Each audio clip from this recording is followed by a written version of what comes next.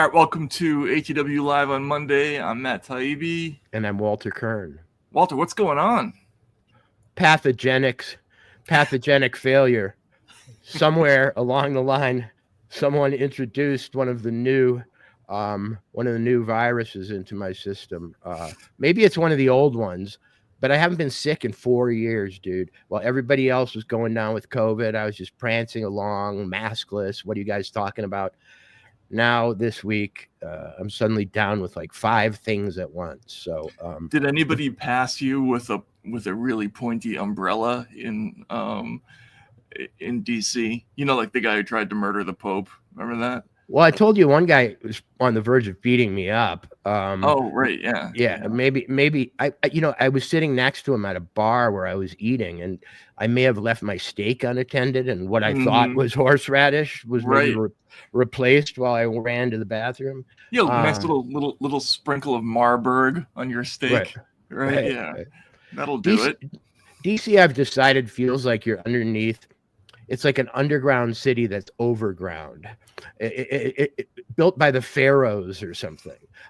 You get a feeling that Egyptian morality applies, whatever that was, but it did allow for human sacrifice. And the idea that you could spend 2 weeks there and not come back the worse for wear is ridiculous. It's like thinking that you could go to, the countryside in El Salvador and drink water from a stream. Not come back with Giardia. Yeah, the underground factor there is bad. It's like Disney World or Disneyland, right? Like, there's stuff going on under your feet all the time. It's just unpleasant. I found out that Disneyland has its own jail. There's a jail on site. A lot of stadiums. Yep. Interesting. Private police forces are my new interest. The public ones aren't doing much, but I think the private ones are more ruthless than ever, Well, we might, that's going to become a whole subplot of Next Stage America. And speaking of that, so a couple of weeks ago when we turned on this show, you folks might have noticed that Walter and I were just sort of laughing hysterically with no introduction whatsoever. That's because we had just learned the name of the new Substack vehicle of Jennifer Rubin and Norm Eisen, the Contrarian. And we were trying to think of anything that that is less contrarian than those two figures. And let's just travel back in time. Let's do the Wayne's World thing. We go woo, and go back in time to a few weeks ago when Norm and Jennifer were plotting out their future and what they thought it was going to involve. Do politics, we're going to do law, but we know that any successful pro-democracy movement also has to be very vocal about culture. We'll have a humor column. We'll even have a cooking column, but we're going to sprinkle in a little bit of pro-democracy flavor. Do politics. Okay, that's it. So that was Norm. What is pro-democracy flavor? Is it smoky, like liquid smoke? Is it sour, like lemon juice? What do you imagine democracy tastes like? I don't know. I mean, like okra, maybe. What those bologna? That taste that bologna has that no other meat has. I love bologna. I can eat a fried bologna sandwich. I can eat 3 fried bologna sandwiches. It's a great meat. I can't imagine Norm Eisen likes bologna. I don't buy it. But that was a few weeks ago where Norm Eisen's future was humor. Right. What does Norm Eisen humor sound like? Well, Gilbert Gottfried. I mean, it sounds exactly like Gilbert Gottfried. I don't know if I made the joke when we watched the first time, but I thought he was going to say, and the name of that democratic movement is the Aristocrats. First, Joe Biden goes up and he gets on the stage and he's got diarrhea. Jean-Pierre comes running in naked, scoops it up, and two 7-year-old children who are also naked. Yeah. Can you imagine Noam Wasson doing the death or Ugu joke? I don't know that one. Oh no, that's similar. It's the same joke. It's just yeah. So anyway, that was the how it was. Now we're going to do the how it's going. Yeah, so the how it's going is apparently no longer, it's not going to be recipes and humor. It's going to be, potentially like overthrowing the government. So let's see number 2 here. Right. Here's what the other side looks like. We are not the only nation that has had an autocratic takeover. It happened in Poland. It happened in Brazil. It happened where I was ambassador, Czech Republic. All 3 of those countries got to the other side. They ousted autocratic regimes like Trump and Musk. You know, there's always an oligarch. Right. Whenever you've got a dictator, you've got an oligarch by his side. Got a money bag. How can we get to the other side like those countries did and not go the way of Hungary or Turkey where they never got them out?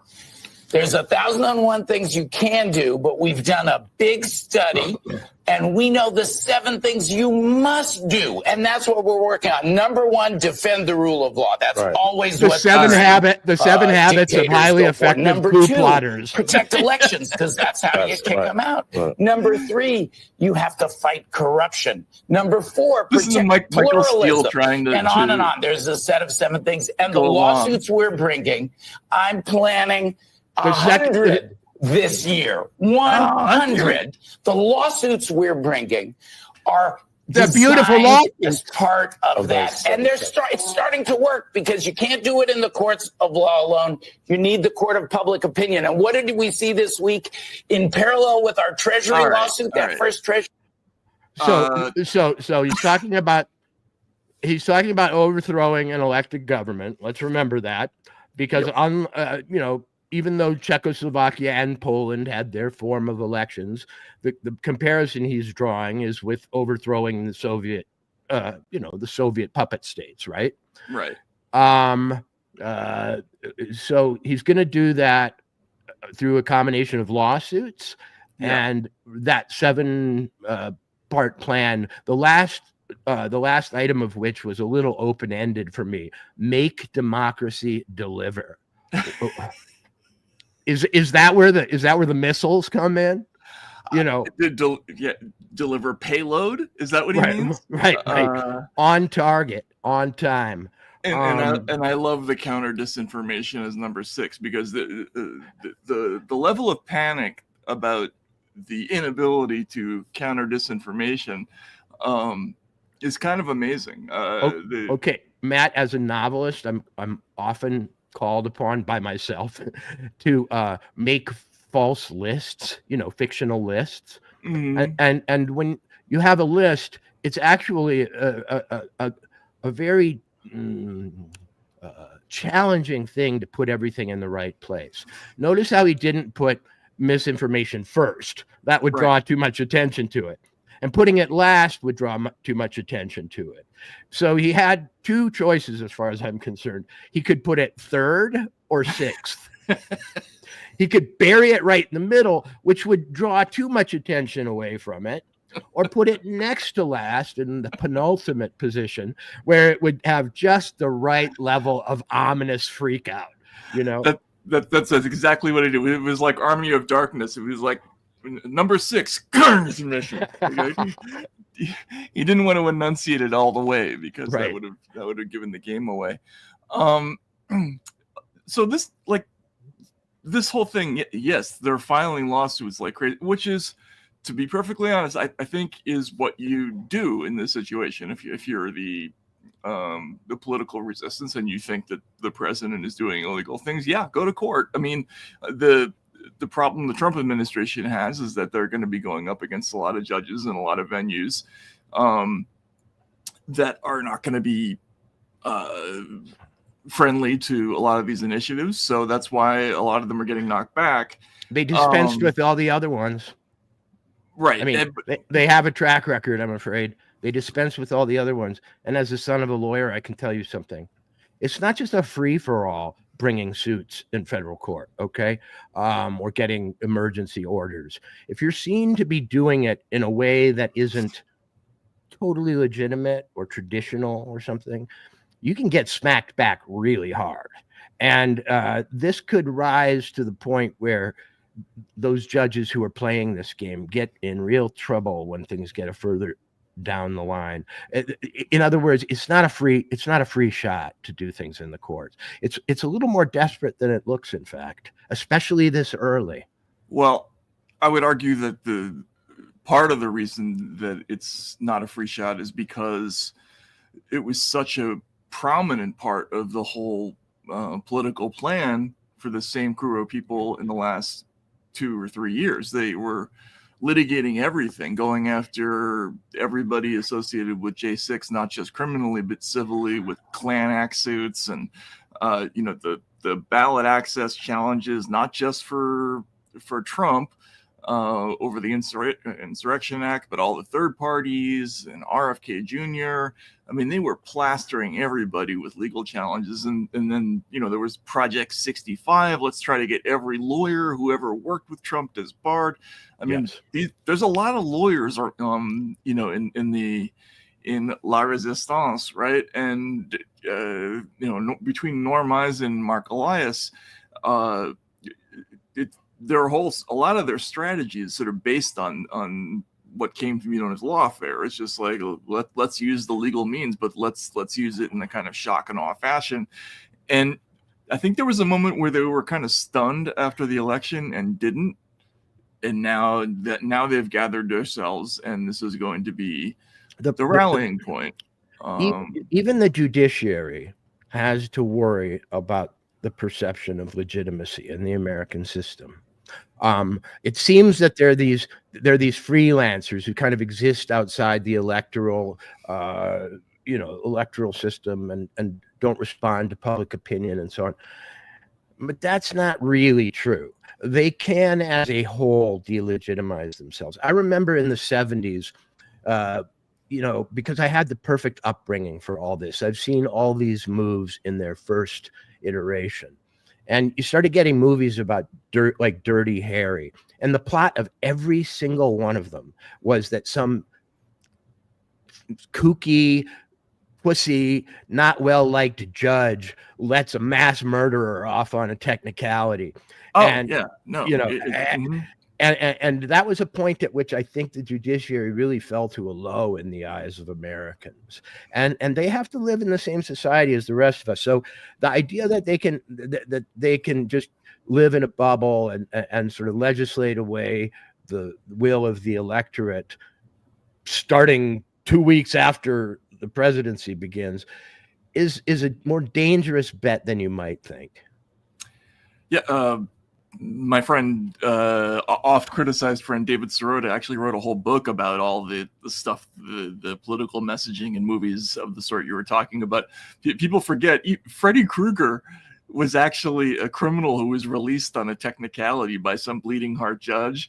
And that's what happens in Dirty Harry to the guy who takes a school bus of kids hostage. Right, the Scorpio, who's the stand-in for the Zodiac, right? Oh. Yeah.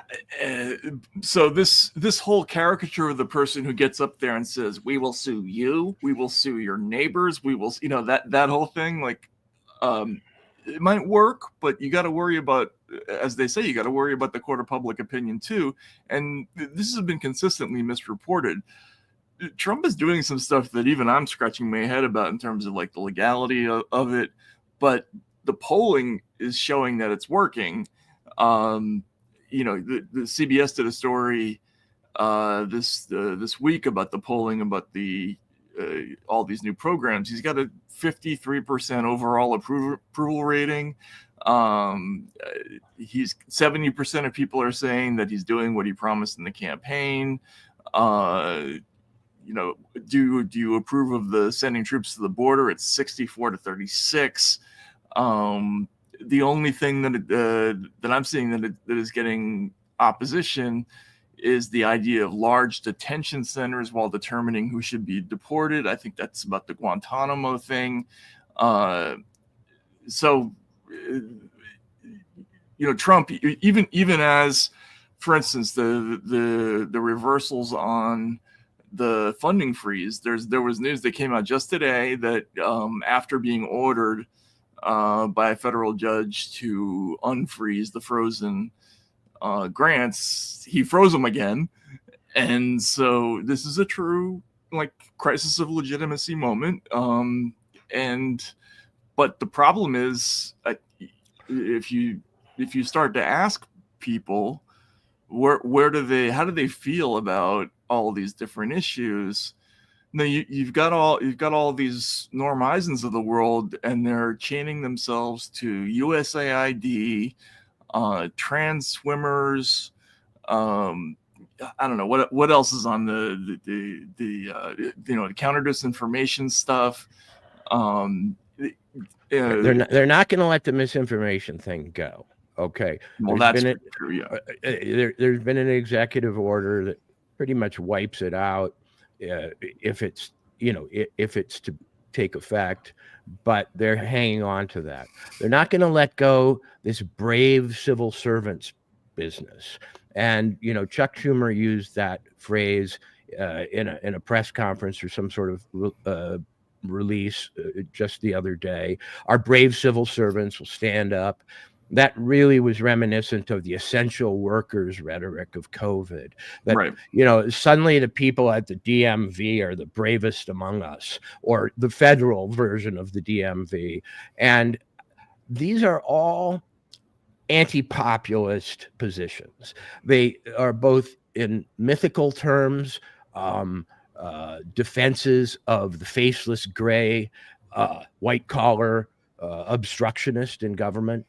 And in political terms, they aren't the most popular among us right now, because let's remember, these were the people who fired others for not taking a COVID vaccine. These people didn't care much about the brave civil servants in the past who wanted to assert various rights. They fired a ton of them. They fired a bunch of them who worked in hospitals, which directly led to backups and probably more spread of the disease. Anyway, the bravest of civil servants are the people we call whistleblowers, and they're not treated very well either.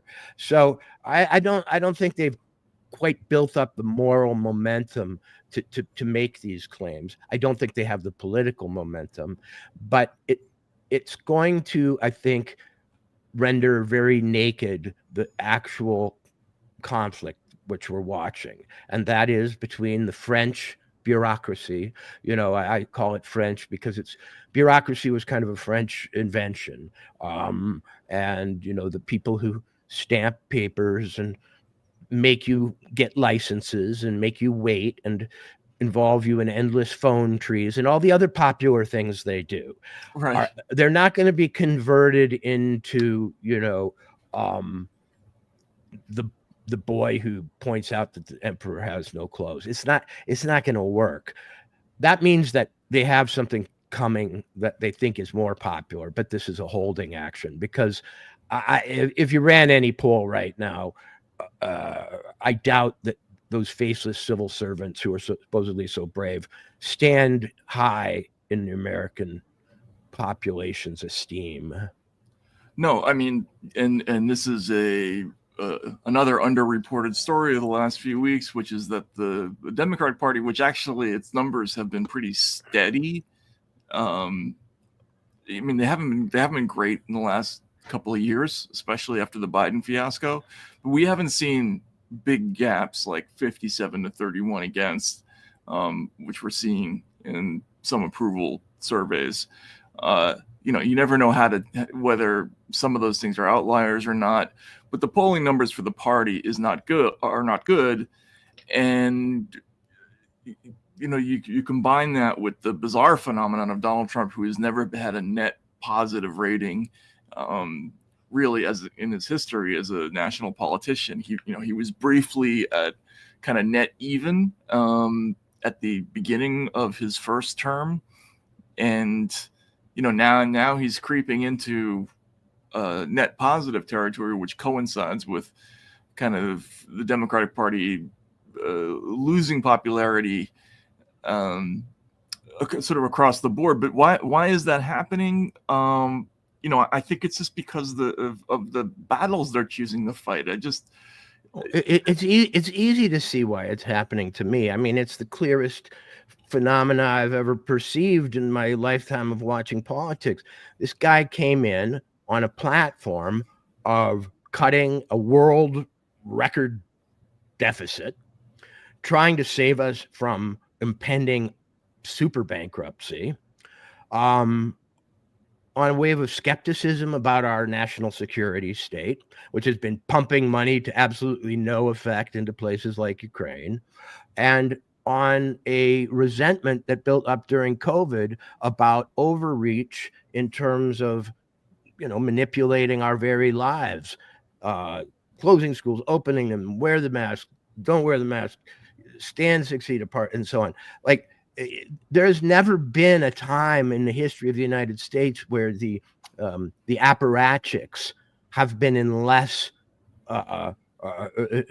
popular position, I think, and suddenly making them the rallying point, as though they're keeping the whole tent, erected, and it will all fall down around us if not, is the weakest move I've ever seen, especially from the left, because these people, as I say, are white collar workers. Ultimately, they cannot be portrayed as, the steel workers of Western Pennsylvania, or all the other labor contingents that have been romantically championed by the left.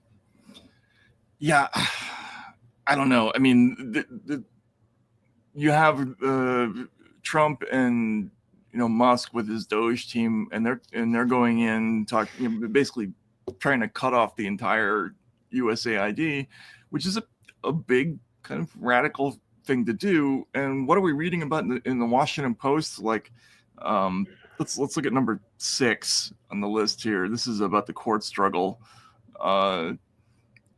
and it's all about this sort of challenges in the courts.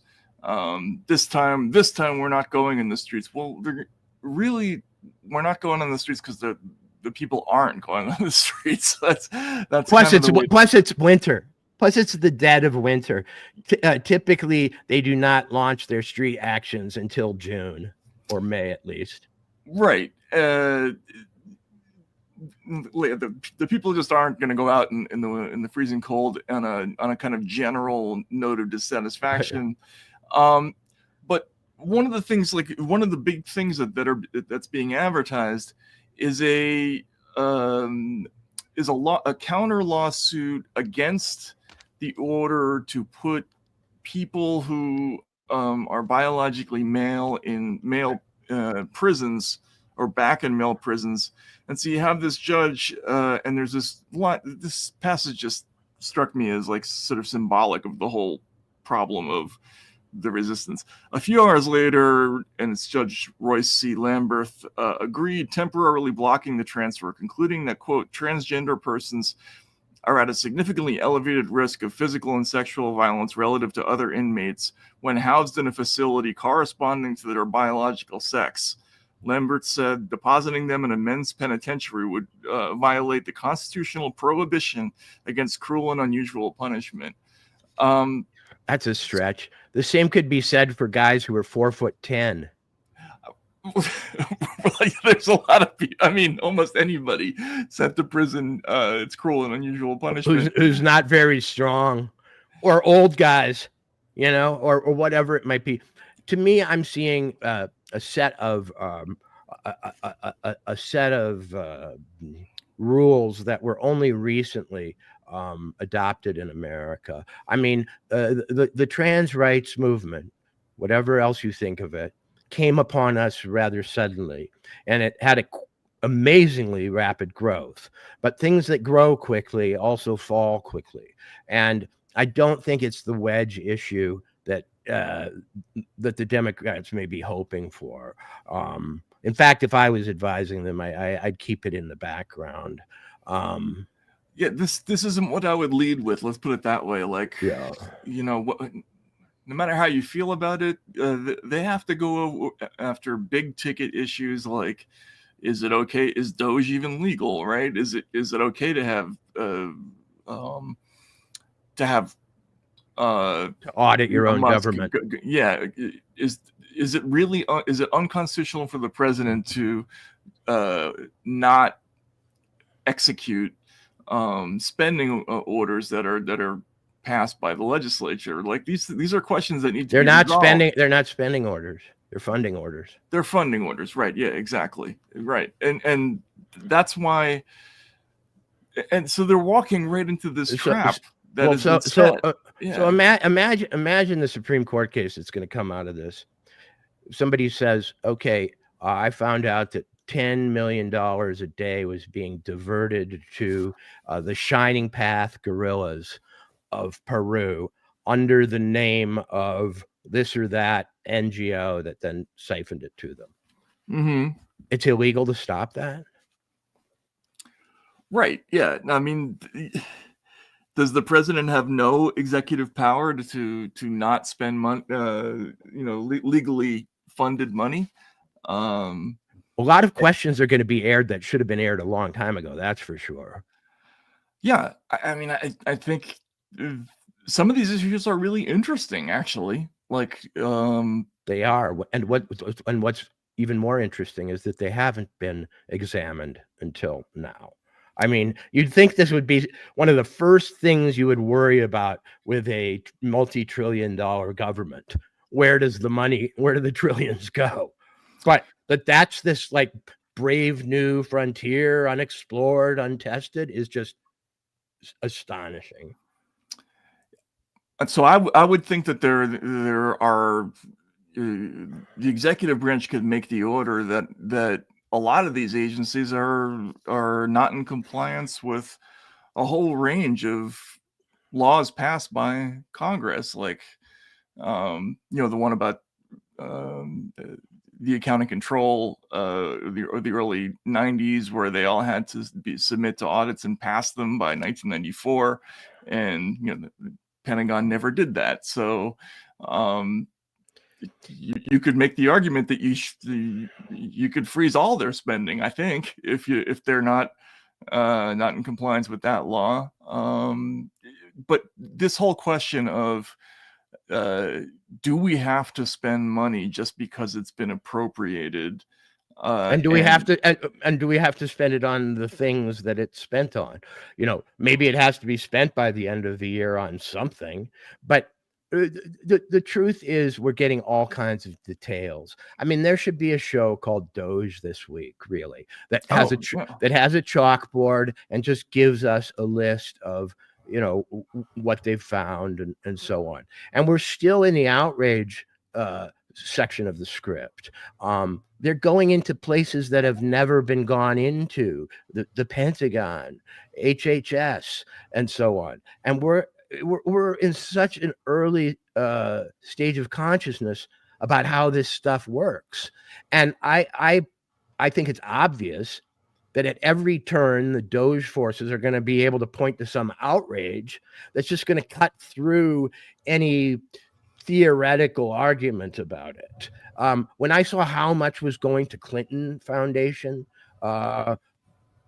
related organizations or places that ended up at the Clinton Foundation, it shocked me, man. I mean, I made a tweet the other night that came to me sort of like, the 10 Commandments on Sinai or something. It wasn't conscious. It just appeared in my head. And I said, right now, about 40 miles from me, under the Absaroka Mountains of Montana, are these platinum and palladium mines that are the deepest mines you can imagine, way down under the earth. Guys take buses from my town, Livingston, 2 hours up into the mountains. Then they go down in elevators to the bottom of these shafts. It's completely dark. They run them 24 hours a day. Their families can't communicate with them while they're there, etc. They then drill. Sometimes they collapse. Sometimes they die. Often they're injured. And 30% of their wages go to something that contributes to the Clinton Foundation. I Really? mean, well, of course, all our money does, right? I mean, people talk about taxes, but they don't talk about how how income is earned in America. Income is earned in often very dangerous, wearying, injurious, demoralizing professions. And that wealth flows into this pinball machine, this pachinko machine of spending on things that miner not only doesn't know are happening, but when he finds out is disgusted by. And to me, there are certain kind of, not to be about natural law or anything, but there are certain natural forms of morality that do outrage people. And when they think that the people who are working those dangerous jobs are in some ways funding Chelsea Clinton, I don't know that revolutionary thought goes any further than that for many people. Yeah, and this actually might be a good place to point out a kind of a mechanical detail about this whole Doge thing. So it's not, what they're not doing is they're not dumping out secrets to the public. These are things that have been public, and my understanding of what's going on is that they went through all of these agencies a while ago. They came up with a strategy about which ones they were going to hack off first, and then sort of thought about which of the worst outrages to kind of hand to a social media influencer or tip off somebody in sequence, so that as all these organizations were cut, we'd be talking about, oh my God, there's like, day one, it's the Trans Opera in Colombia, but by day 5, it's $470 million to something called Internews, which is headquartered in a building somewhere in the semi-desert whose door is open, who doesn't have a locked door. It looks like an abandoned gas station. It is funny. I mean, that's the listed address. WikiLeaks was very funny. They put the picture. So did I on my site. They do have other addresses. They have one in DC, but there's one apparently overseas in Paris that doesn't look good either. But this is an organization. The head of it, Jeannie Bourgeot, was in Moscow the same time I was. I never met her, but a number of my friends did, or they encountered her. I knew one person who actually lost his job after a disagreement with her. But this was back in the sort of tadpole days of USAID as a kind of extension of American foreign policy and intelligence work, when we were funneling all kinds of money to lots of different places in Eastern Europe and in Russia in particular, to friendly politicians that we liked. Internews was subordinate to USAID. It was her project, and then after Moscow, it suddenly blossomed into this just absolutely gigantic thing that it was one of the first things to have the counter disinformation mandate. I mean, there's a lot more to it. It ends up taking a very weird turn, coinciding with some stuff in the Twitter files that we found. But primarily, for the ordinary American, when they see, wait a minute, we spent $400 million on some random foreign news agency that does what exactly? And then we look up the statements of Jeannie Bourgeot, and she's talking openly about inaction lists and sort of taking content down. That sounds like just one tiny little pocket of the censorship thing, and it's $400+ million. Well, it's just not going to be popular. You know what I'm saying? I could go over right now to the lumber yard, half a mile from here, where all the miners who go out to the Stillwater Platinum Mine their trucks for the buses to pick them up at 4:30 in the morning and say, guess what? Your collective income tax debt, everybody who works in this mine, still is only a portion of what goes to something called interweb. Let me show you their headquarters. It looks like an abandoned gas station. How do you like it, guys? Right. This is what you get for $476 million, right? At a certain point, democracy is a popularity contest. Yeah. You know, at the first and last point, it's a popularity contest. And when you don't have popularity, and when all you can do is defend the indefensible on some sort of, mock sympathy defense that these people are being kicked out of their offices, where a lot of them don't even go to work, actually, you're not going to win in a national sense. That's not really politics. This is some kind of, legal defense. And what they're obviously afraid of is people putting the pieces together. Why in the hell should they not want transparency if what they do is so noble? Yeah, absolutely. Don't they want us all to know the ways they've changed our world for the better, lifted up the hungry, freed the transgender populations from the bondage of discrimination? Don't they want us to see it all in all its gorgeous, colorful power and majesty?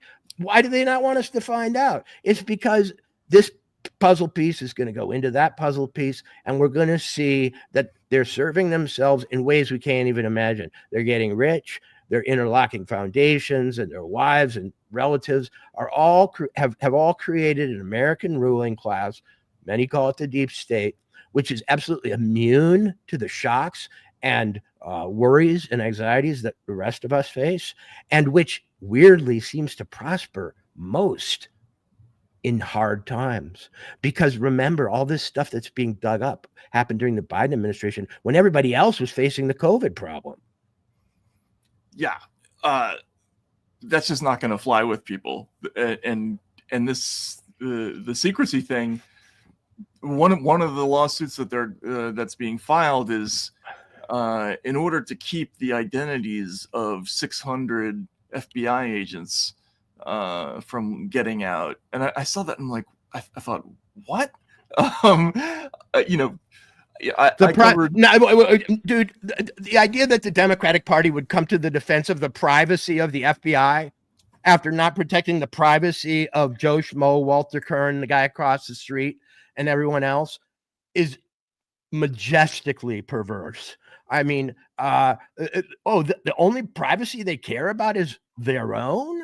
They run FISAs on the rest of the country that you don't even know are happening on their, on those they suspect.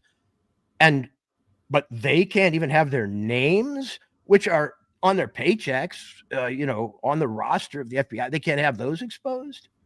Yeah. And think about the histrionics that we went through over the exact same issue with police officers.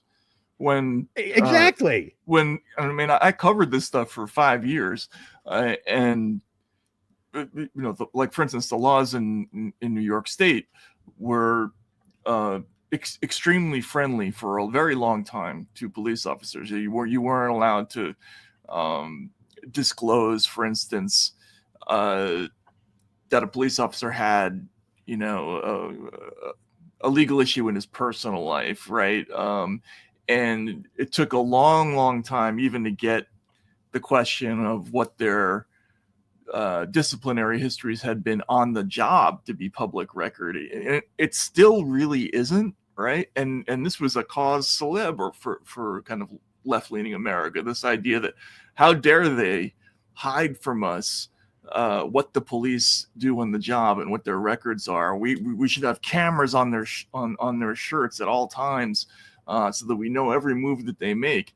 And we're going to turn around and say that federal police should have absolutely the opposite situation, that we shouldn't have to know anything about them, what their records are, what kind of work they did, what cases they worked on. I understand it when it's counterintelligence maybe, or if they did undercover work. but that's not what they're arguing in a lot of these cases. They're just sort of arguing that there's simply no ambiguity about the fact that the FBI works for the president. I mean, the FBI was created by executive order. It's not you know, a department of the normal cabinet. It's under the Justice Department. It's under the Attorney General. It was created by the presidency, and they are going to be a secret police, even from their executives and managers. What? I mean, it's one thing to have us not know. It's one thing for us to be completely vulnerable to them. I can't hide from the FBI. Why should they be able to hide from me? They work for us. That's the whole point. But you see, that's the whole upside down. That's the reason why what I would call progressivism and leftism and liberalism, as it was commonly understood, is just a complete misnomer now, because these are the forces of the permanent state, the bureaucracy, the corporate directorate. You know, when you have Elizabeth Warren saying you can't sue pharmaceuticals, and Bernie saying, you know, media conglomerates should be shielded from libel suits and so on, like the naked representation of our system, of our establishment, of the man. This is the party of the man. Make no doubt about. And they're not doing a very good job of hiding it under social welfare and social justice rubrics anymore. To me, one of the horrible things about the USAID stuff is that they mixed in all this aid to starving children with grants to the Clinton Foundation. To me, that's again like the guy in the villain in Dirty Harry who grabs a freaking kid off the school bus and says, if you shoot me, you'll hurt this kid. I mean, it's preposterous to me that they could hide what are these obvious, you know, back scratching financial moves behind giving clean water to African villages. And the arrogance of, you know, Morning Joe, whenever they talk about USAID, you know, they have to put the obligatory helpless waif child graphic on the screen, right? Because they want to associate in our minds USAID with, you know, assistance to, you know, it's supposed to be like a Sally Struthers commercial, basically, right? Like that's what they want us to think of USAID as. And it's real. I have a friend. I have a friend who has a friend who does the Lord's work in Mozambique, with you know, rural development and anti-poverty and other initiatives that in a clean country, water programs. Yeah, in a country as bedeviled by everything that can bedevil mankind as there is in all of Africa, a place that is already a few steps down from where it should be. Now, I hope that the time comes when they discriminate between these programs, sort it all out. Now that Rubio is supposedly in charge, they separate the sheep from the goats. But I find it detestable that an attempt to audit this octopus requires, and I think it does require, difficulties for those groups, because they're so adept at hiding payments behind other things that you don't know if the water initiative, you know, like the supposed Haiti aid, ever gets there. I mean, Haiti is a ongoing disaster, which has, you know, which we sort of, our patriarchy of Bill Clinton and George Bush and everyone got together to save, and is in worse shape than ever. So I find one of the most repulsive aspects of all this that we mixed payola with humanitarianism. With humanitarianism, then you know, a huge part of this USAID money is funneling it to various groups overseas that will aid American foreign policy objectives, and God knows what that is. In some places, that might go to groups that, you know, that are something less than barbaric, but in some places they're going to groups that are just slightly, that we've judged to be slightly less horrible than the other guys, and that we I don't want to spend that my money on that as opposed to fixing the infrastructure in my state or whatever it is.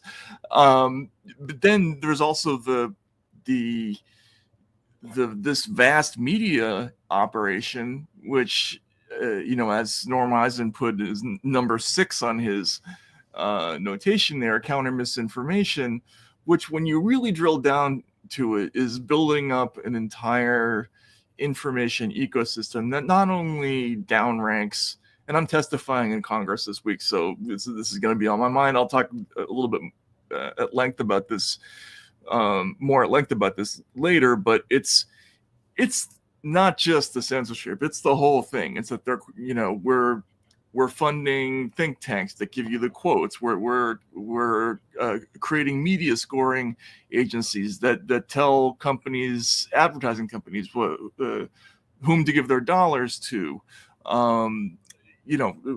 We're creating anti-disinformation operations that make recommendations to the platforms to take people off.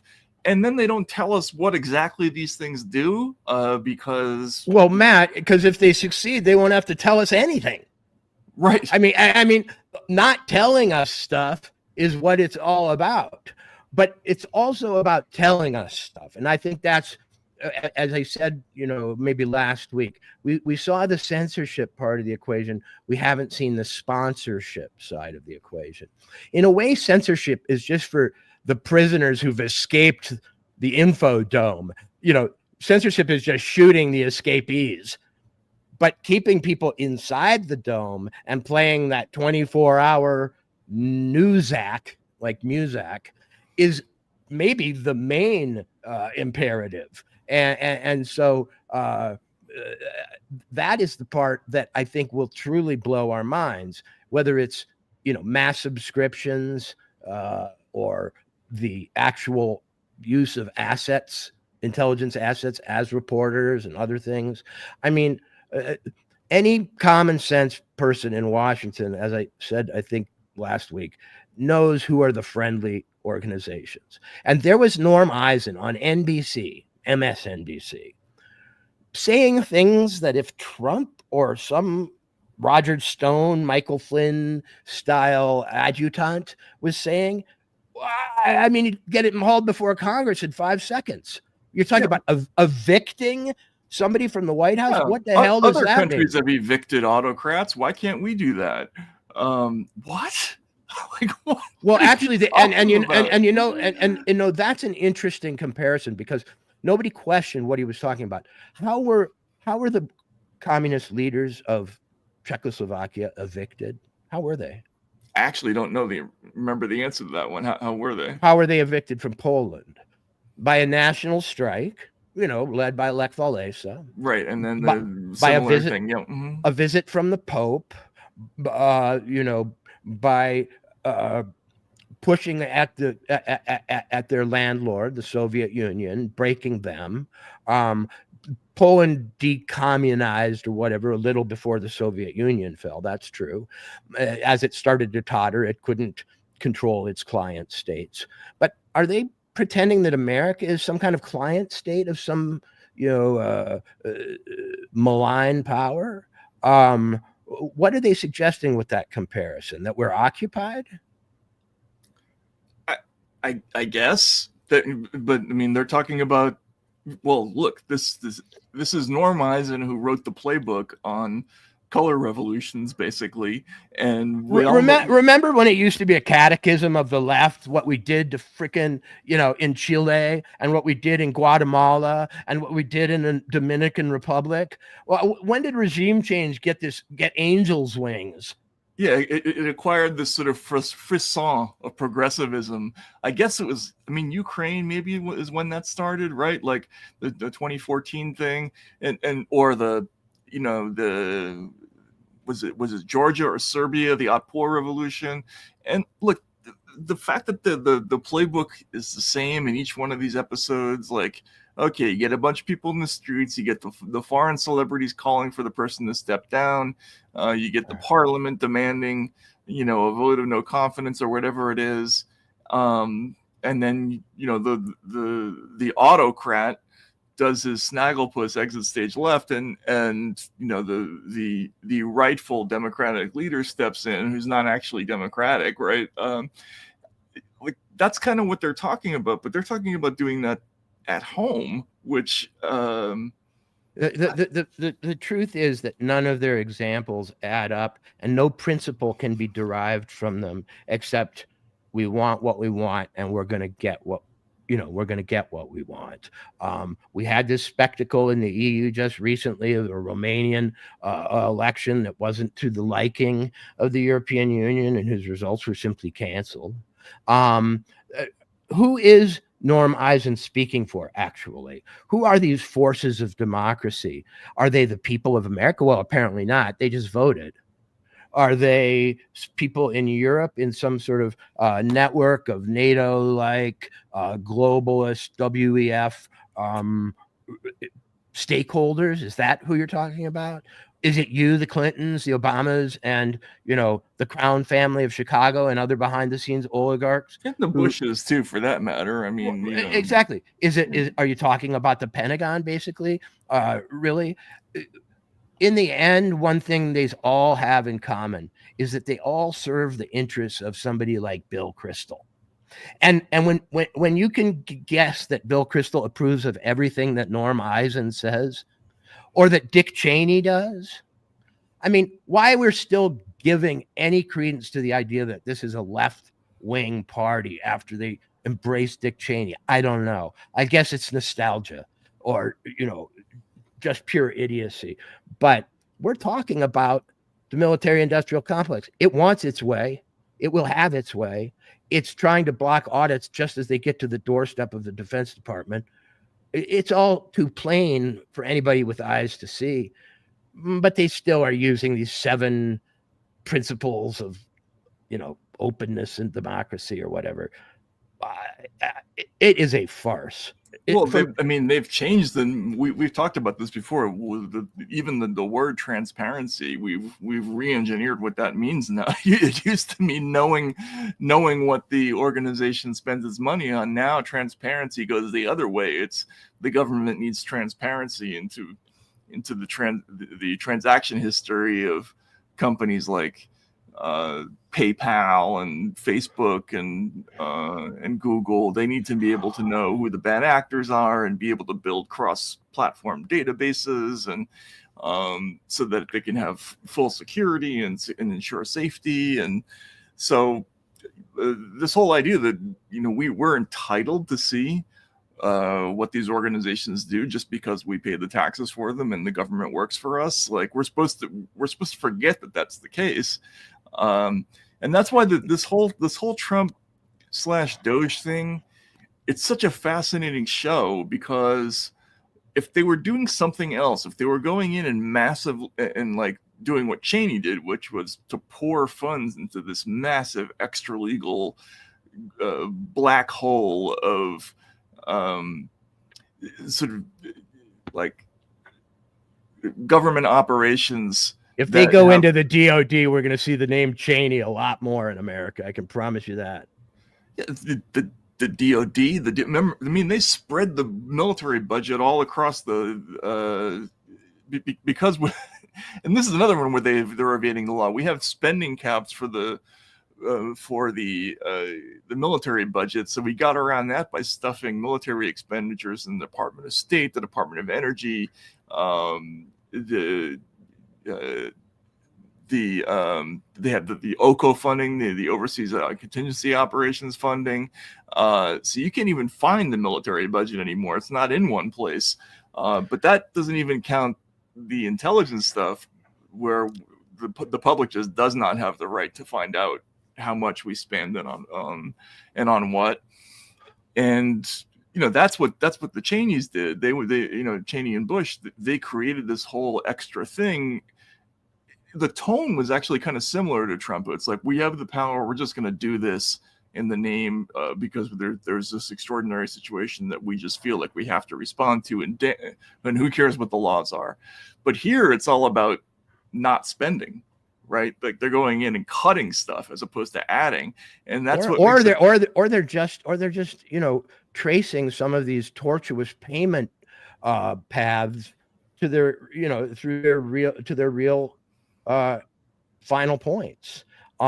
Because a lot of them are hidden under some real obscure legal kind of fictions about, you know, director, I don't know, different funds that don't have to exactly explain where they're giving stuff, but are directed to do things in general. I have a hard time coming up with a historical precedent for this.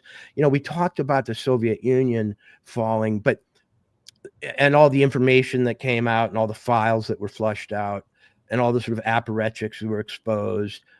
But that was about the actual crumbling of a government. You know, this one hasn't crumbled. It just doesn't want to face that which I suppose might make it crumble, but you know, it just doesn't want to face the light.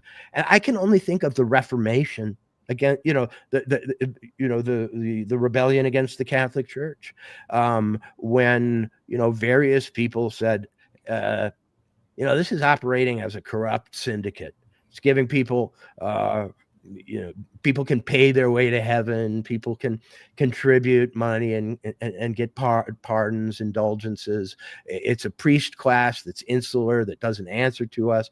It's actually not fulfilling the moral functions that it pretends to, according to, you know, Martin Luther or whoever it might have been in Bohemia or Germany that was, you know, fomenting rebellion against the Catholic Church.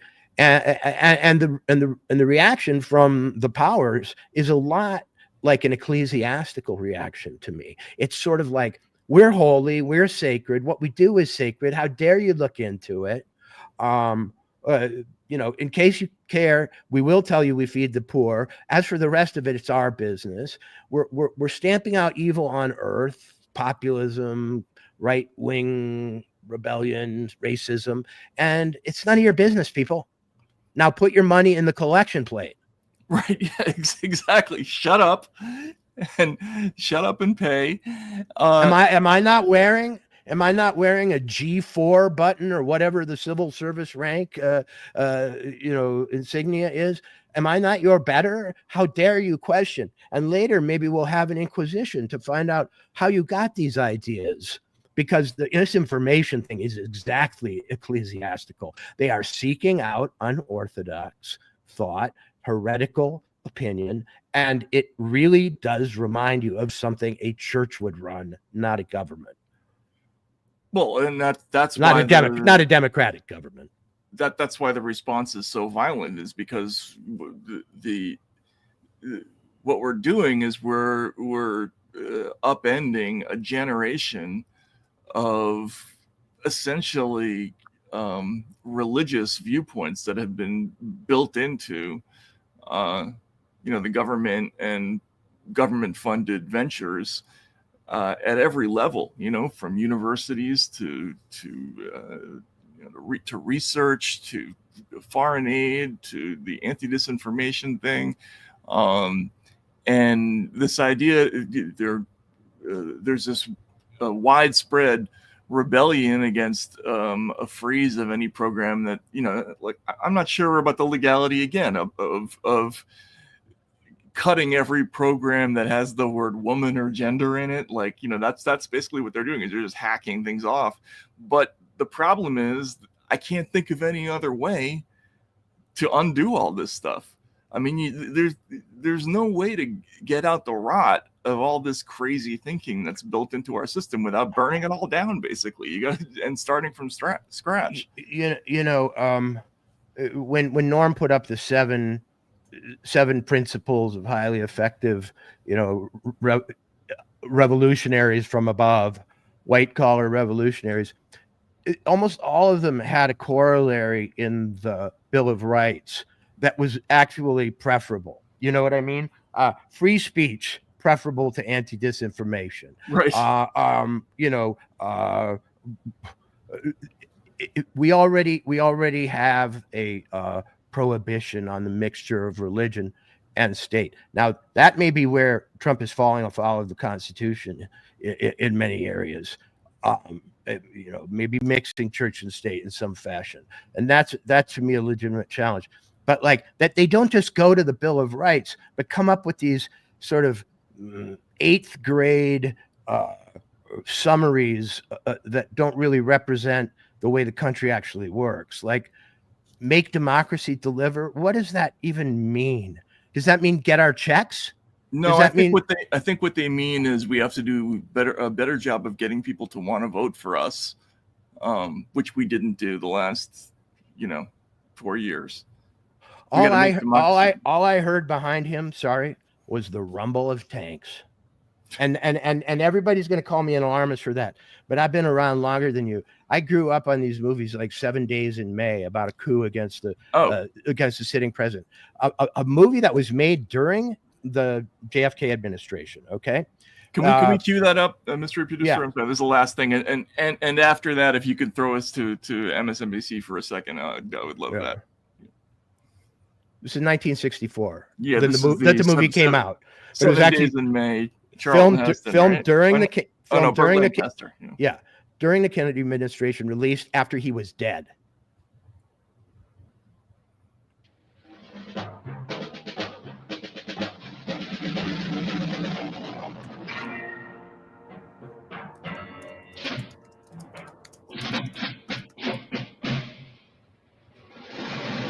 Suggesting, Mr. President, there's a military plot to take over the government. May occur sometime this coming Sunday. There are some who will say it can never happen here. But this is the story of how it could happen in 7 days of intrigue, of blackmail, of terror, an eternity of suspense. This is the astounding story of a military plot to overthrow the government of the United States, which, if successful, would change the fate of every American.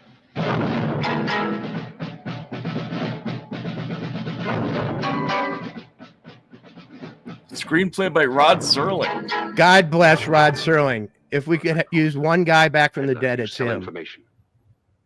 Are you sufficiently up on your Bibles to know who Judas was? Yes, I know who Judas was.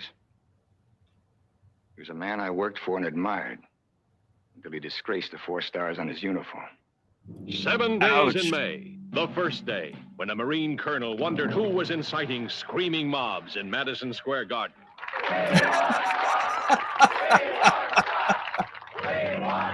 The second day, that uncovered secret meetings in Washington's back alleys. The third day, when unknown men prepared to kidnap the president from his private vacation resort. The fourth day, that brought a secret presidential messenger to death in a plane crash in Spain. The day a senator of the United States was held against his will. The fifth day, when a woman found her past being used for blackmail. Look, Ellie, if I could tell you why I'll tell you something. Understand. I was a stupid, impressionable female who let an Air Force general use her like his personal airplane. The sixth day, the discovery of a desert base for an airborne task force, kept secret even from the President of the United States.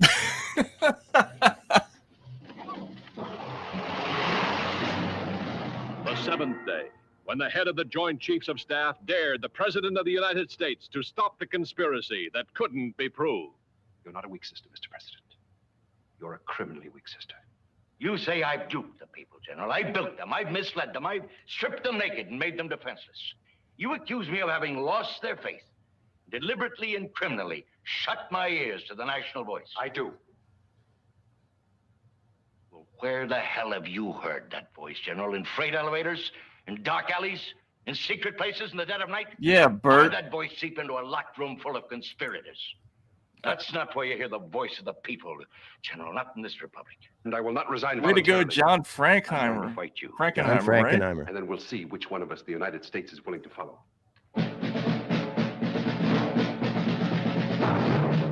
All right. So if anybody watches this show regularly and they want to see inside my skull, it looks like this. You know? That's what it looks like? Yeah, snare drums, Burt Lancaster, plots, Ava Gardner, who in this movie is the mistress of both the villain and the hero. One of the few Hollywood actresses who could plausibly be, the mistress of everybody else. Right. But what I'm going to say about the movie itself. Oh, here she is. Do you want to watch? Yeah, we got to let our Would producer go. Donald Trump really pardon a felon and then name that person to be an ambassador? Yes, he would. Jared Kushner's dad, Charles, he was a felon. Trump pardoned him already and then named him ambassador to France. Hey, Paris, here's your felon. Glad you're one of our most important allies in the world. And, maybe Rod Blagojevich will be on his way to Belgrade as ambassador. If he did, that really would be effing golden, right? I mean, took him a while to cash in on this extortion. Looks like she's plot, on Molly. He got there in the end with an assist from Donald Trump. Blagojevich and Charles Kushner, of course, would make a great sort of nucleus of the diplomatic corps for Donald Trump, perhaps alongside New York City Mayor Eric Adams. He's a bad guy now, right? City's he's bad. Unctuous. Wait, can you call Eric Adams? Isn't that racist? Was indicted in September for allegedly taking foreign campaign donations and bribes, including from the government of Turkey. Mayor Adams denies the allegations, but he then spent campaign season and since sucking up to Donald Trump in the most public and humiliating ways possible. Now, tonight, Trump's Justice Department has ordered the supposedly so independent federal prosecutors in the 7th District of New York, Main Justice, Trump's appointees there, have ordered SDNY that they must drop the charges against Eric Adams. Now, SDNY has some decisions to make. Even if they do drop these charges, it seems pretty clear that New York City is not interested in having... Okay, Matt, yeah.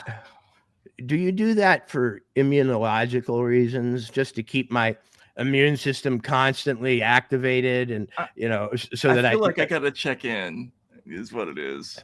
But I've been noticing that she's blinking more often. And as usual, no sense at all. What was the Blagojevich plus Adams equation? What do those two things have in common? That I guess Trump is showing them clemency. Blagojevich has already had his sentence commuted. He's already a free man.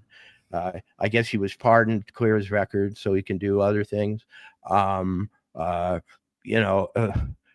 pardoned his own goddamn family minutes before leaving.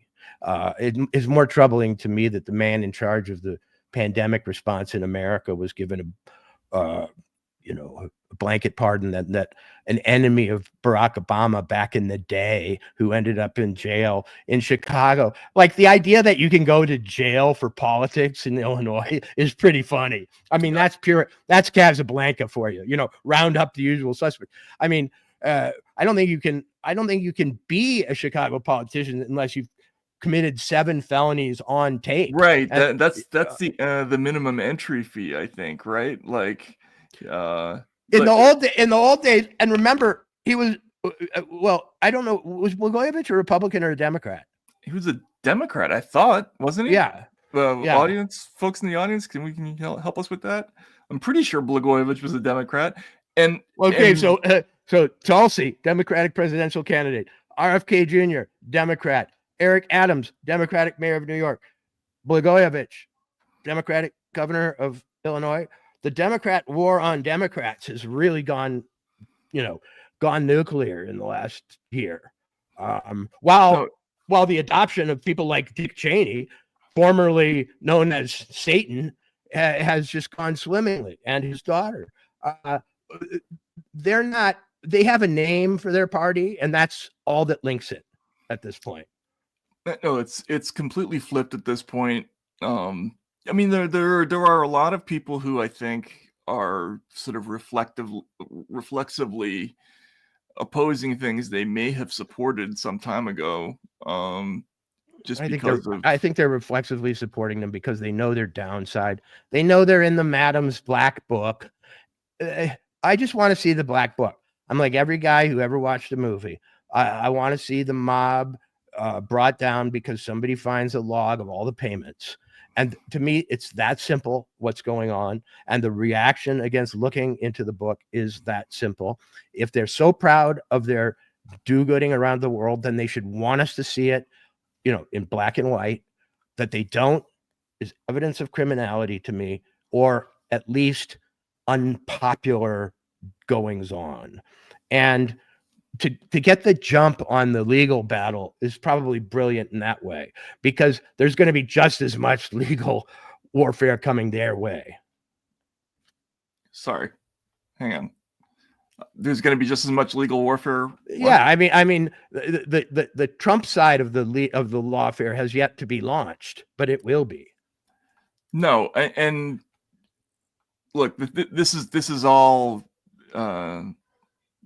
theater at this point. Well, it's not all theater, but a lot of it is theater, right? And personally, I think the Democrats are walking into a trap on a lot of this stuff. They're throwing themselves under the tank treads of unpopular and in many cases indefensible programs, when there are areas where they could be rallying for a pitch battle over actual constitutional / legal issues, but they're trying to sell USAID or the permanent civil service or whatever. Until quite recently, they were publishing books about how the Constitution was outdated. Now it's their best friend. Constitutionalism is a real new rallying cry for the left. It was constructed by white men to protect slavery, last I checked. Now it's the document that you will go to the mat to defend. I have a theory that they're not actually in as bad a shape as people might think. I think they have a longer term plan, and I think it's to just create chaos, blame it on Trump, the same way those plane crashes were, blamed on some blip in the administration of the FAA. And I think we're looking for chaos, and I think they are going to push a version of the deep state is what keeps us safe. The deep state is what got us through the Cold War and the pandemic and this and that. It's what guarantees civil rights, and we have to stand up for it. It's our most hallowed institution. And I think that I've already seen what I think are coded cries to the military. Are you going to back us? Because there have been a lot of those stories already out. Yes. Will they refuse orders, to deploy to the border for the deportations, that kind of thing? Well, we truncated our 7 days in May discussion, but the thing I wanted to say was the sin of the president in that movie is that he's soft on Russia. Right. It's so strange. In those days, it probably seemed that the president was a left-winger and Burt Reynolds was a right-wing militarist, a Curtis LeMay style, Dr. Strangelove mad general. Okay. But haven't we made that movie like 50 times since it came out? Like there was another one with Alan Alda who took over the government because the president was soft on something. I forget what it was. Right. But when you watch that movie, and even despite the sort of hokey music and the somewhat wooden acting on the part of Burt Lancaster, who's like Hollywood's greatest wooden actor, you wanted him wooden. You didn't want him to seem like a person. I loved his whole shtick. Yeah, he was like Charlton Heston. I would have liked to seen a movie where they fought. They both had their chests out and they just bumped chests like rams. But in any case, it's always been the same conflict in America since World War II. I'm sorry, I'm just remembering that I once saw a porno movie called Bone Her. Anyway, go ahead. Yep. But in any case, the military coup that we're talking about actually does resemble something like the outlines of what we're seeing now. The president's soft on Russia, and he isn't somehow standing behind the American state and the statists, because just remember, we had General Milley, who just got pardoned, who was probably as close to that Burt Lancaster character as we've seen in a while, maybe since somebody like Alexander Haig, who held himself, himself out. Version, yeah. Yeah, Haig was the cartoon version, a military guy who sort of held himself out as the last stay against chaos. So I'm in control here, But my prediction center, my gypsy globe tells me you're going to start seeing the buttons of the brass, meaning the military, polished a little by the left, because they require that contingent if they're going to evict a president. And I think they're dead serious about evicting him, frankly. Yeah, I don't see how. I don't think they have the wherewithal to do it, but we'll see. I mean, if I would have thought they would have done it before if they were, because right now they're just hemorrhaging politically at this point. So wouldn't you have wanted to avoid that? Where's Wesley Clark these days? Is he in his makeup trailer? I mean, who's the last sort of silver fox military figure who the Democrats could kind of present as the, Petraeus? I don't know. Like, yeah, I was almost excommunicated from left media for writing a piece about how I thought Wesley Clark was full of shit in The Nation a million years ago. But no, it's ridiculous, and we're starting to see all these stories about the new resistance forming. Norm Eisen's on every channel this week. That's something that bears a little watching, I think, going forward. And people who laugh at his ridiculous comportment and manner and voice forget that he was the architect of very successful color revolutions, in Central Asia, Eastern Europe, right? I mean, this guy might look like a joke, but he doesn't talk when he writes up his plans, and the plans have been executed and they have worked. And yeah, so if you add $100 gazillion to that guy's brain, and you can probably overturn governments all over the place. Right. So yeah, it's not something to ignore. I just think the dynamic is fascinating, because I think Trump is probably rampaging over all kinds of rules as he does this, but it's accruing to his political benefit, because the other side is rushing to defend things that they shouldn't. It's a bookmark to his last administration, where they had him on his back foot before he even got into office. They were already launching investigations. He was already a Russian stooge. There was already the Steele dossier and so on. He learned. They taught him, you better come out of the gate punching, or come out of your corner punching. Don't wait. And that's what he's doing.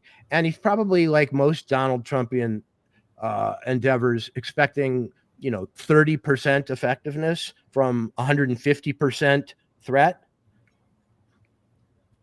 Yeah. Well, worth watching. Let's see how it goes.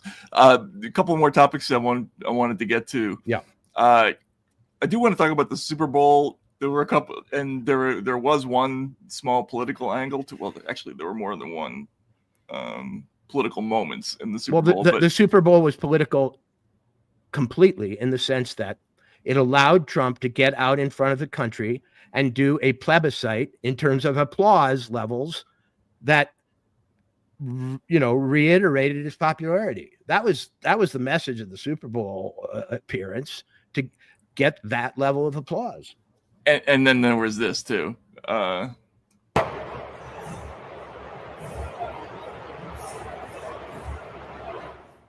Well, it looks like some football fans are not enchanted to see Taylor Swift at the 2025 Super Bowl.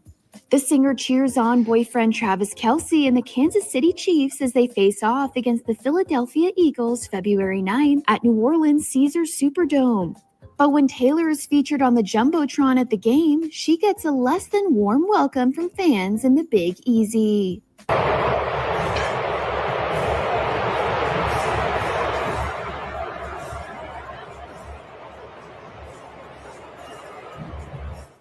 However, the Grammy winner is quick to shake it off, looking over at friend Ice Spice before laughing. All right. Anyway, you get it. Trump subsequently gloated. Personally, I'm not sure all of that is political. I think a lot of that is just Chiefs hangover. As a Patriots fan, I saw this with Gisele Bündchen.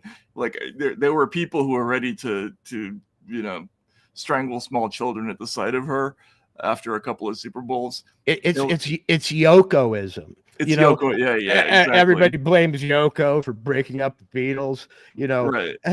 Athletes are supposed to just be promiscuous assholes who don't have a regular girlfriend, or if they do, are supposed to be openly cheating on her.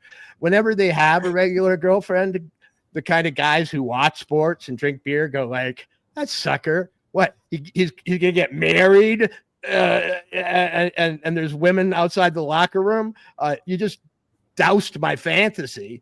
Yeah, sports wives tend not to come out ahead in the popularity contest. They write a lot of memoir. They write good memoirs, though. They do write good memoirs, and look, athletes are insane, right? So you give a person who's been encouraged to be sociopathically violent his whole life lots, $20 million, and you're going to get some really bizarre stuff going on at home. But all that said, the Taylor Swift thing was interesting just because it was such a bad night for the Chiefs. It felt like that there was a karma thing hovering over the entire team. I mean, that was like watching a nature show with sharks last night. I mean, at the Super Bowl, it was unbelievable, and we haven't seen that. We haven't seen those kind of like sort of Hollywood / entertainment sector politically with it. Celebrities get completely trashed like that in public. But you see, in the Trump age. So I had a flashback watching the Super Bowl because I watched it last year. And last year was an incredibly political Super Bowl. You had Taylor Swift, the avowed supporter of Biden and so on. And she is there waiting in the wings. The camera was on her constantly. The game went a certain way. The Chiefs won in a not a dubious way, but kind of last minute way. She's not on my list, by the way, but go ahead. Yeah. Mm-hmm. And then Biden sort of made a joke about how, see how we fix the games. He didn't say it that way, but he did the remember the Dark Brandon meme? Like, oh, right. Yeah. With Rays coming out to suggest somehow his team, he'd gotten it for his team. So a lot of this was a reaction to that, because even the joke that political entities can fix pro sports in America isn't a very good joke. No, it isn't, not anymore. I mean, look, we've had real gambling scandals. It was not like that game. Actually, it was a little bit like that game, but the Patriots never actually, they didn't come back at the end and throw 2 worthless touchdowns at the end to make the score look good. That 86 game was worse. But no, that was just a total and complete ass kicking, and what I thought was cultural in addition to athletic. To me, I don't know. It was cultural, sort of on what they called the far right. A kind of consensus has developed that Super Bowl halftime shows have a kind of devilish or occult quality often. Okay, and maybe they do, or maybe they don't. But this one didn't, okay? And I think you got to get the occult back into the halftime shows, because this one sucked. I mean, this was like the most inconsequential mumbling. You used to actually want to sit down with your drink and watch the thing. This was just not gripping in the least. So if this is the new patriotic version of the Super Bowl halftime show, I think we should allow a little Satanism. Because boy, was it neutral. I was mentally comparing it last night to the 2006 Colts Bears game. Terrible Super Bowl, but Prince played at halftime and in the rain and was awesome. Because he can't help it. Well, yeah, he couldn't. Yeah, I mean, Prince was but playing live electric guitars in a rainstorm and wailing away as he did, that was amazing. Or even that was a hip hop halftime show, but you can do that and have it be cool, like the Dr. Dre, LA halftime show a couple of years ago, or however many years ago that was. That was awesome. That was pretty sterile and boring last night, I thought, that halftime show. But yeah. But overall, just a weird night. I don't know. Any other things going on in politics that we need to talk about? Well, we finally have politics. You know what I mean? We know who our president is. They're all too visible. His team is all too visible. We went from having to guess who was making what decisions to, this in-your-face confrontational style. In some ways, we finally got politics. As I've said before, a real transition of power seems to have occurred. And the powers that lost and the powers that won are at odds in ways that are fascinating. And I think ultimately good. I'm all for the airing out. It's not just because I like drama or got some borderline personality disorder. It's because I want to see into this thing that has gotten so huge, that rules the world, that wants to talk and speak and think for us, that has gotten so close to doing it that it's almost on another timeline imaginable that we wouldn't be here right now. And I'm frankly rooting for some of the Trump people. I mean, I think that anybody who follows my Twitter can see that it's true. I would like to see light shed on the Health and Human Services Department. I would like to see our health bureaucracy updated and held to account for some things. I would like to see Tulsi Gabbard, if just because I love Turnabout, the person who is followed through airports, be the person who orders that others are followed through airports. I hope she doesn't do that. I hope that's not her idea of power, just getting her licks in. But and then finally Patel at FBI. FBI, I don't know what to think of anymore. I mean, it's unclear to me what they do. The kid, the Walter that was raised on the show of the FBI, where they're stopping bank robberies and all that kind of thing, is completely baffled by their present waylaid, role. Right? Like, yeah, I don't know what they used to want their names to be out there. You know what I mean? They would battle to be like executive producers technical producers on TV shows, and heroes, Gordon Kallstrom or whoever it might be. Now FBI agents want to be anonymous. What?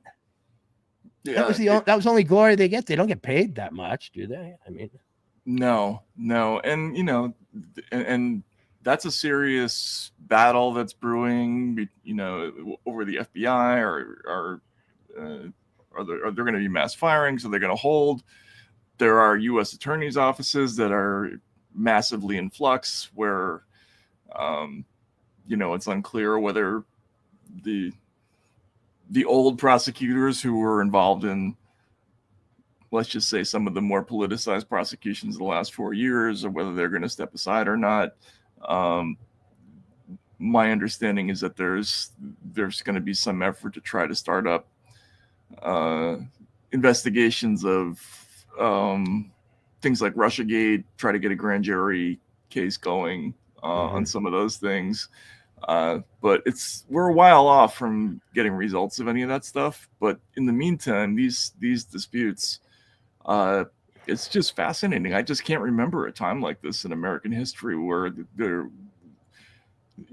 we had so much information pouring out. And incidentally, about the Internews thing, I know I said over the weekend that I have a story coming out. I still do, so that's why I'm been a little coy about it tonight.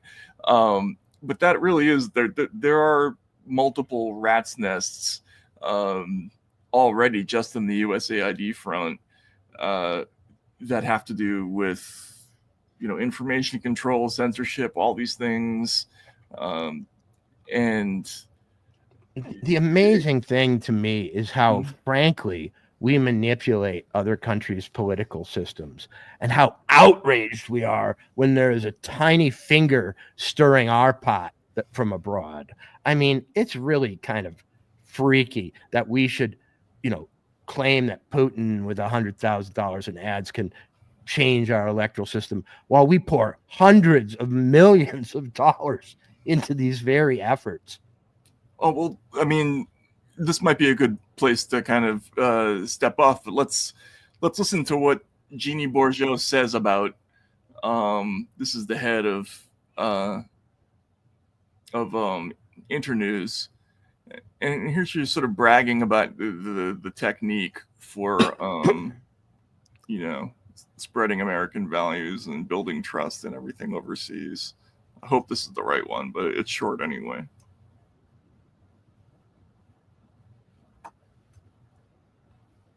Oops, sorry. A really detailed information plan, had a mass communication strategy with. So in April of 2020, the Indian Ministry of Health and Family Welfare released a COVID containment plan that included a really detailed information plan, had a mass communication strategy with SMS, social media, radio, television, had help desk, it had regular government press briefings.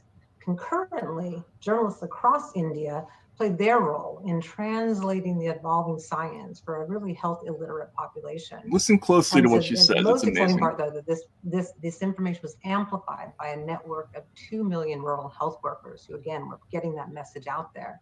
And the results of this campaign in India were really clear. In November 2020, they conducted a national survey and found that 87% of Indians were willing to take the COVID-19 vaccine when it became available. That's all fantastic. In January, a little bit of a trouble hit. As the indigenously produced vaccines were being rolled out, the government used some confusing language. They talked about a clinical trial mode, and there was some mixed information about vaccine efficacy, which started to cause an uproar in the scientific community. And that uproar, needless to say, quickly moved into the popular media, and they started really covering stories that questioned the vaccine development and the approval process. So despite months of a really beautifully unified COVID-19 message, the uncoordinated and somewhat chaotic public introduction of the vaccines put the incredibly massive vaccine effort, perhaps the largest the world will ever see, at risk. So I don't want to end on a dark note with that story, because the good news is recently India has moved back from vaccine hesitancy to vaccine demand. Okay. They're still fucking playing the vaccine instrument this heavily. What? No, I mean that wasn't recent. I don't think. When was that? That was 3 years ago. But the point is the mindset. If you listen carefully to what she's saying, it's called colonialism, by the way. Yeah. So it's called imperialism. We had a unified message that was amplified by 2 million health workers. And by the way, in other testimony, she talks about how we've trained hundreds of thousands of people in journalism techniques, blah, blah. So we had this unified message that went out and everybody was saying the same thing. And then information surfaced about the clinical trial period. And then the media starts covering what she calls questions. At which point the whole edifice falls apart, and where they moved from vaccine enthusiasm to vaccine hesitancy, and this is bad in her mind because. Matt? Did you know? Would you have taken the job journalist, which is a job we give ourselves, nobody gives it to us, if you'd known that its point is to construct unanimity? Right, or to promote, vaccine usage, but in general, what she was talking about was unanimity, consensus, everybody thinking the same thing. Beautiful. People wondering, people having questions, people having disagreements. Bad, sad. She even said it was a dark note. A dark note. Yeah, exactly. Yeah. And she's talking at one point about the illiterate population of India, in the most sort of. They used to call that paternalism. I guess if a woman does it, it's not. But those poor illiterates, we have to give them very simple 3-word, maybe 5 letters per word instructions for it to get down into their huts where they don't have running water. And I've the British, speaking from Pall Mall about their former colonial holdings, were not as condescending as she just was. Right. I mean, and that's when they're talking about India. And that's obnoxious to me. I mean, I'm offended on behalf of the Indian population when I hear that stuff, that we're meddling with their attitudes towards anything, like and then I'm paying for that. That annoys me already. But the fact they're illiterate. well, and right. I mean, we have to train them to be journalists. That's the other part that I didn't like. Oh, wow, journalism. What is it? Some kind of science? What is it? Physics? You have to train them in Western methods. They don't have the ability to ask questions and write things down and compare notes themselves. They never thought of that in India. Give me a freaking break. India knows as well as anybody how to verify information. The kind of thing that she's calling journalism is a sort of propaganda. It's propaganda. Yeah. When you view the whole point of the messaging as designed to achieve one political outcome, even if you think it's the right one, like I'm sure they thought a corporate outcome, let's say that too, because these vaccines weren't manufactured for free by governmental facilities. They're American companies. Hold on a second. Someone's giving me a hard time about the peak oil narrative. I've never written about peak oil, folks. I don't know what you're talking about there. So I knew the guy who did, though. I forget his name. He also wrote about CIA cocaine in South Los Angeles. He ended up dead. He made a documentary about it. I forget it. I met him once. Matt isn't that person, however. No, I didn't. But look, the reason this is so irritating is because we took this exact same formula and we tried to drape it over the United States of America, and we pumped money and partnership and partnered up with groups like the Virality Project to affect exactly the same idea that, hesitancy bad, enthusiasm good, anything that causes hesitancy, that's disinformation, that's misinformation, even if you're reporting on questions. But that she drew a direct line between journalism and obedience, right, is absolutely shocking, because the line used to run the other way. Of course, journalism used to be the protection from automatic dictatorial and reflexive obedience. It used to be the stutter in the step, where before you did something the authorities were telling you to do, you read a story about who might have been involved, what their agendas might have been, what their incentives might have been, and you were able to make a rational choice. She's talking about journalism as that process which overrides critical thinking. It's unbelievable. And then the idea that we're spending $470 million on this, and look, she got paid a lot of money, by the way, for interweb, a lot of money for internews. At interweb, this thing that we didn't even know existed until a few days ago, really.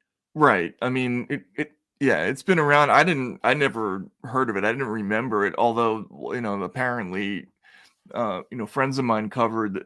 So this group actually, they helped fund some small media operations in Russia while I was there. Like, there was a thing called Open Radio, if I remember correctly. But the idea that we were teaching Russians how to do journalism, like, the Russians already had amazing investigative journalists from the second the Iron Curtain fell. They were already like whipping our asses at journalism. Those folks were all my mentors. They were risking their lives, right? They were incredible journalists. And then we came in there on our high horses and said, "Oh, no, you need to come to the School of American Journalism and learn how to do things correctly," like, the New York Times and the Washington Post and all these papers that magically have the same opinion about who should be president of Russia. And I don't know. It just, the whole thing is so offensive on so many levels, and that's even before you get into the censorship aspect of it. That it's outrageous. I mean, I'll put my cards on the table. I'm an anti-authoritarian individual, which is one of the reasons I became a quote journalist, writer, playwright, screenwriter, etc. I wanted to examine and expose the ways that power deceives and works its way, and celebrate its victories when there are some, and maybe describe how they came about. But the idea that the US government, with a almost $500 million budget, was going around the world in this paternalistic, colonialist, arrogant way, teaching people how to be reporters in a way that is exactly the opposite of the manifest that I thought reporters obey, is shocking to me. It was propaganda school for places that probably had organic press institutions, and we taught them traditions, and we taught them to override them in the name of doing things like taking Western pharmaceuticals all at a gulp as a nation. That's freaking wrong as far as I'm concerned, and I will not be a fan of it, even if it seems partisan to not be a fan of it.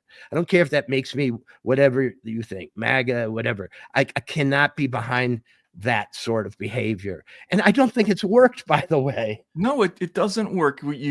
What happens is that you pour money into all these press institutions overseas, and by the way, they spent even more money on fact-checking operations, and look, that's an entirely different scandal about what that really is.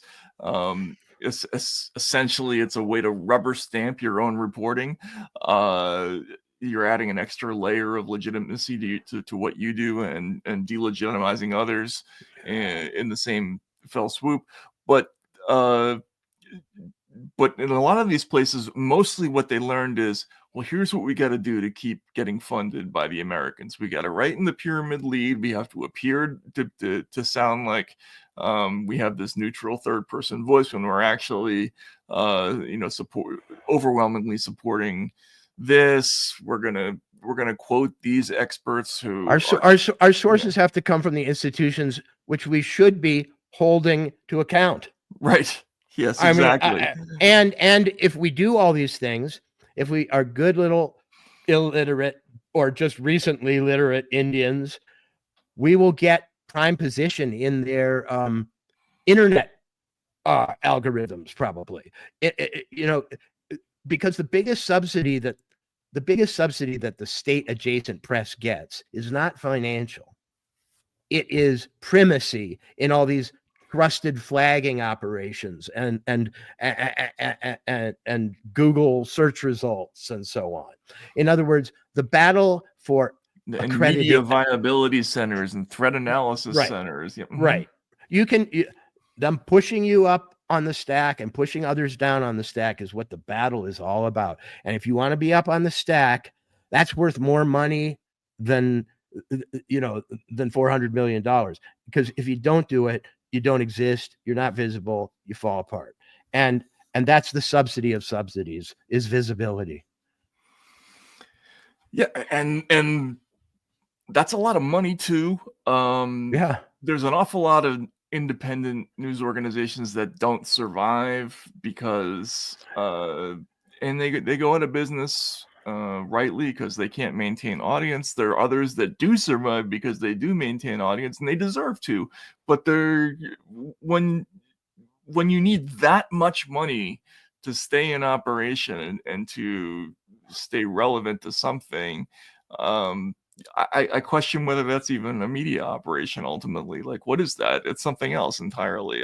I don't know. It's offensive on a number of levels, and that's before we even get into the ugly shit that'll be coming out in Racket soon. So, well, if the sine qua non of journalistic success in a society is getting everybody to take the same pill at the same time, I got into the wrong business.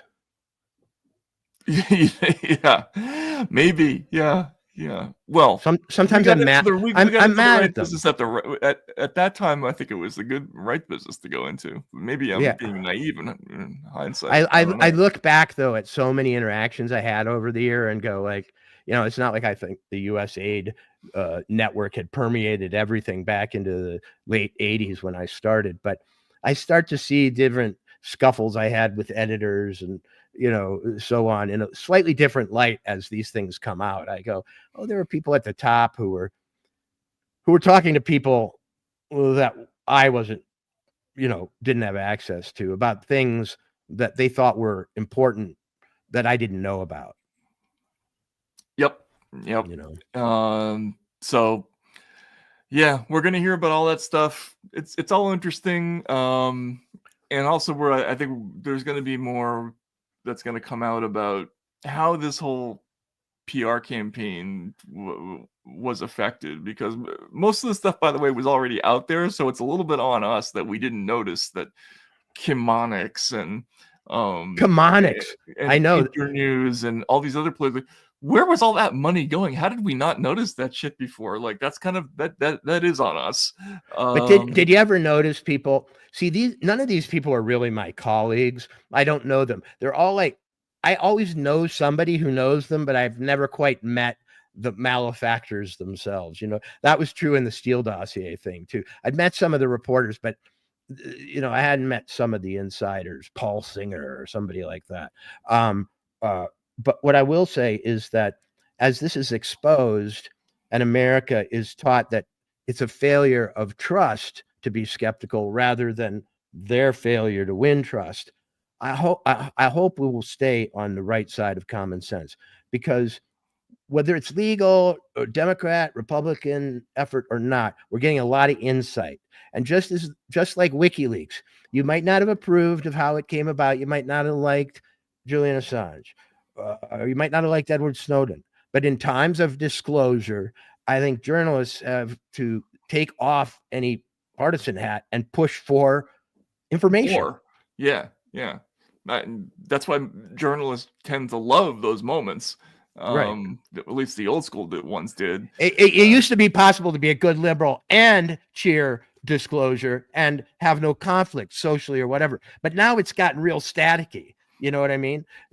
You want information, but the people whose side you thought you were on and you went to school with and so on, they have this new rationale for it not being a good thing. Well, I mean, you just identified a big one. This whole idea that that undermining trust is bad, and that it's not the onus isn't on the media organization to win trust. That right. And that too is a fundamental mistake that she makes. Like, what media person thinks like that it's the audience's fault that they don't trust the media outlet. That's your fault. Like, whenever you do any media thing, if people don't believe you, that's on you. That's like blaming the audience for not going into a trance when you're doing hypnosis. Right. Yeah. Or not laughing at a comedy show. Right. Yeah, no, it's ridiculous. So not a good show by her, but very interesting week. And anyway, thanks a lot, Walter, for hanging out. Thanks everybody for coming out. I think this is going to be an interesting week. Tune in on Wednesday, I think at 10 in the morning. I'll be back in the house. Before which committee? Same one, weaponization or judiciary, I guess it is. Okay. And so that could get weird.